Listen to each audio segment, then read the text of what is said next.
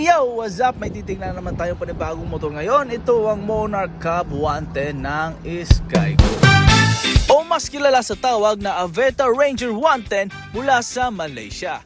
Ito nga pala ay naka 4-speed na semi-automatic transmission. At ang motor na ito ay may 3.5 liters fuel capacity tank na pwedeng gamitin sa pang-service natin sa trabaho, lalo na kung malapit lang naman ang ating pupuntahan.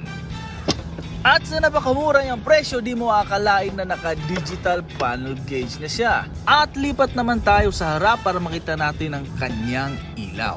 Ito nga pala ay naka-LED light na may kahalong projector light na pwede mong i-off, daylight driving, o high beam at low beam.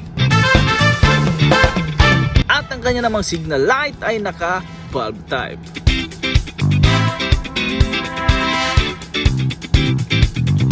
At ito namang Monarch Cub 110 ay naka-dual shock at pwedeng kabitan sa harap ng front basket. Ang kanya nga palang braking system sa harap ay naka-disc brake at sa likod naman ay naka-drum brake.